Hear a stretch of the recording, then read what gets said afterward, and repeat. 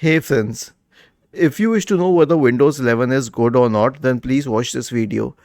So, I'll explain it with most of the features that will make a difference to anyone. What is the difference between Windows 10 and Windows 11? Since a lot of people will have to upgrade to Windows 11 very soon, the support for Windows 10 is expiring in October.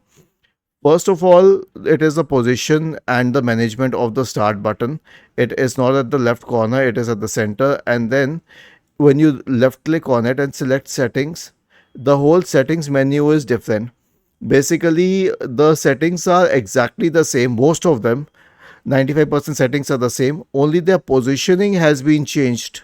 Okay, so if a setting was, let's say, under accessibility earlier, it has been changed under personalization now, and so on. How do I counter it? If I have to find a certain setting, I will simply search for the word in the search bar. Okay, and then you will find that specific setting. So this is what I use, and that's why I never had a problem while upgrading to Windows 11. Furthermore, it does require more space and more RAM, but yes, it is a little faster, it's a little more convenient, and even more, it has been made a little easier to use than Windows 10, although you won't find much of a difference. So, if you're planning to upgrade to Windows 11, then I would suggest that it's a good idea. You can go with it. Windows 11 is good enough. It is slightly better than Windows 10. Was this helpful?